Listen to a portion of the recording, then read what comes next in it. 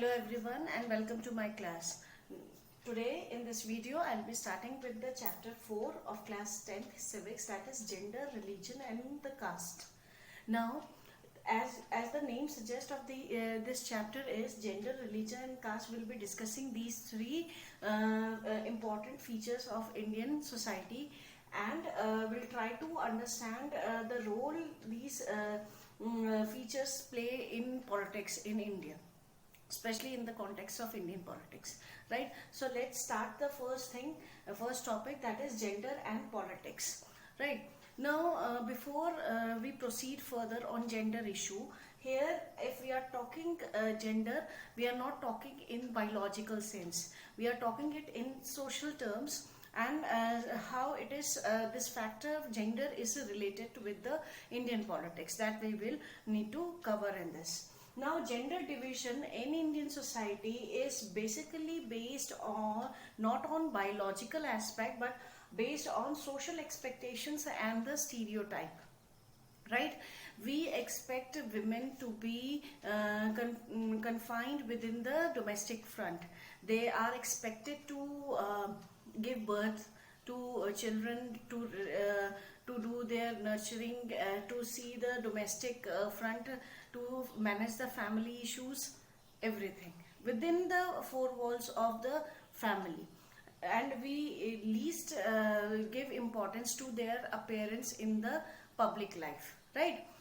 We have this mindset that men are, it is their social duty, it is their moral duty to earn money and run the family, right, to feed the family members. This is the role we have fixed in our minds, right? And whatever the task that women perform at domestic front, they are not paid for that. But if the same, we cannot expect men to perform such task at family front, right? But if the same type of work is paid, like tailoring, like cooking in hotels, all these things which is expected by women to perform in the family, in domestic front, if these work are paid, then we see mostly men are engaged in such occupations, in such work, right? So this is some sort of our stereotype mindset, which in which we have fixed one picture for, or one role for, role and responsibility for men and women differently. We see the things differently if the task is performed by male, and if the same task is performed by the female. If the females are performing the same task, they are not paid, or either they are paid very less.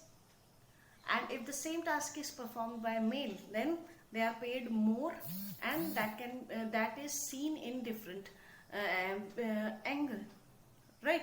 So this is the thing. Now, when we see the role and responsibilities allotted to male and female within a society, their social expectations of the society, that men needs to perform these many tasks and females needs to perform these many tasks. This is actually the social division of the labor, which fixed the roles of men and women in public and private lives. It is a mindset that if it is raising the children, it is a duty of the female, women's duty, right, to do the domestic work, and to earn money is a moral, it is a duty, it is a role of men in the society.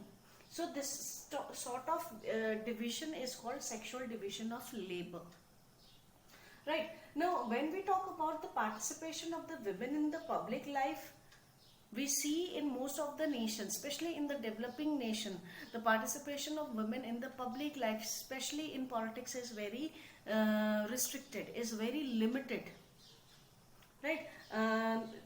There are nations like Scandinavian nations, Finland, Scandinavia, all these nations, they are having more number of females in politics.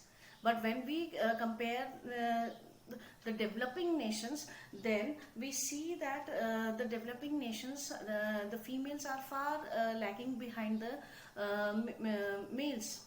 Reason being, their participation in the political life, in the public life is very restricted. Though we know that half proportion of humanity is of women's, but still their participation in political and public life is very restricted in many nations.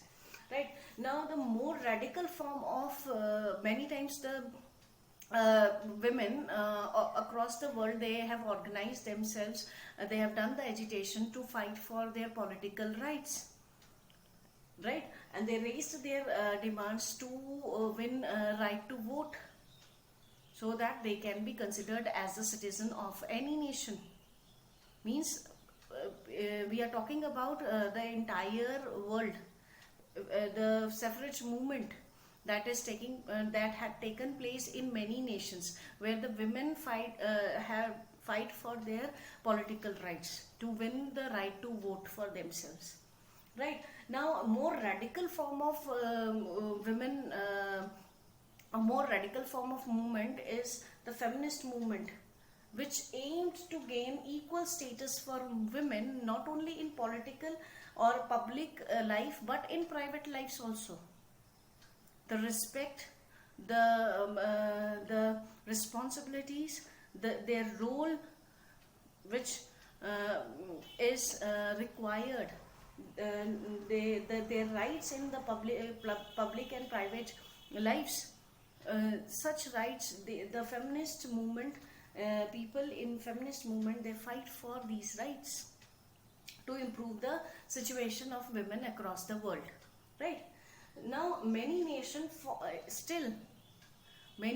follows the patriarchal system. Now, what is patriarchal system? It literally means the society ruled by fathers, means male dominating society, right? In which the position and power is quite high for the males as compared to females, right? They have their authority over females.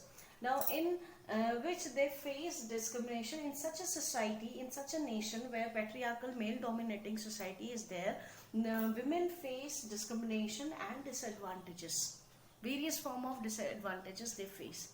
Like the literacy rate, if we talk about India, then we'll find that the literacy rate of women in India is 54% as compared to 74% of men,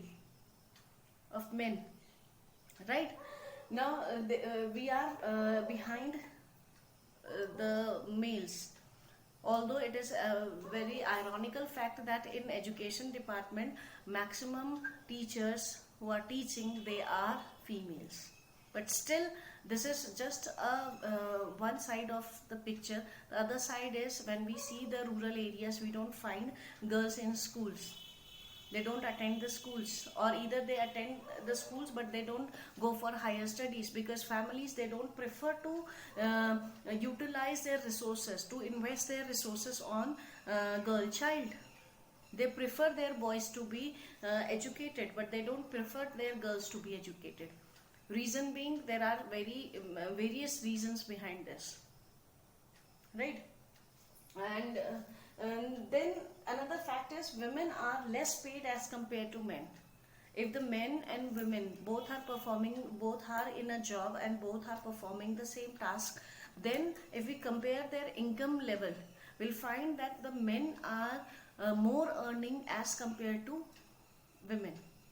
Reason being, the men are considered as a bread earner of the family, whereas women's income is considered as an additional income of the family, right? Now, average working hour, if we compare the working hours of male and female, we find that the women or the females, they work more than males, more than men, in personal life also, in public life also. Average working hour, at least 1 hour they work more than men, right? Now the domestic violence, if we talk about the domestic violence and the crime against women, we see their rate is quite high as compared to against the males, right? Female feticide, dowry system, then rape, then domestic violence, all these the criminal activities are more against women than men.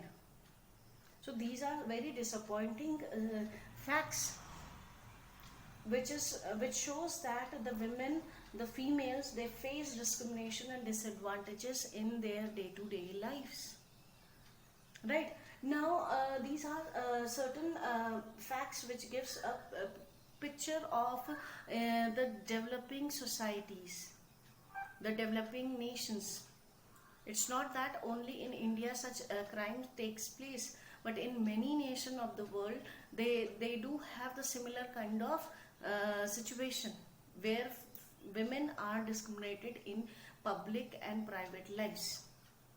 Right now, it is understood by the women section that if they don't raise their voice for their rights, then they don't get it, right? So they raised their demands, they found it a way when they can keep their demands in front of the government. It can only be possible when they participate in the political field, right? When they do get a political representation where they can keep their problems, when they can keep their demands in front of the government, right? Now, if we talk about the women political representation in Indian context, then we'll find that only 10% of women category, they are in Lok Sabha. Means whatever the women population we are having in our nation, only 10% of that population is in Lok Sabha, in the central government, and only 5% is in the state legislative assemblies. And this is a data of 2009 election.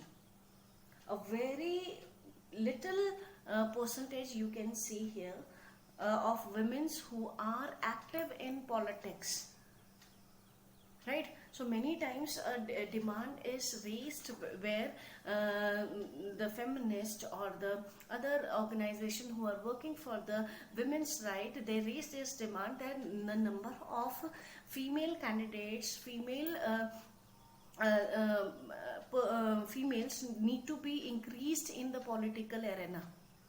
So some sort of arrangements needs to be done, sort of reservation needs to be given to the women section.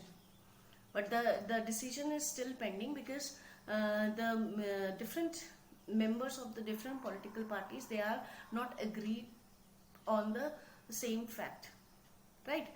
If we talk about though we have gained certain rights, like in the Panchayati Raj system, there is the reservation is given that in the local governmental bodies, 1/3 of the seats needs to be reserved for the female candidates. Now, such sort of arrangement has given opportunities to the women class to be an active member of the politics, at least at the local government level, right? But we are still fighting for the more political rights, right? So this has improved the situation in India after this act, when the 1/3 seats are reserved for the women candidate in the local governmental bodies. But things need to be, it requires more improvement. If we really want women to take active part, women to take an equal share of opportunity in the politics, then their number needs to be increased in the central and the state level politics, right? So these are certain facts which shows that the gender discrimination or the gender division between men and women is a very common division that we see in the societies across the world, right? And this division reflects in the politics of the nation. right? So this is all about gender and politics. In the upcoming videos we'll be discussing other factors like religion and caste divisions in the videos, right? So please like, share, and please subscribe this channel. Thank you.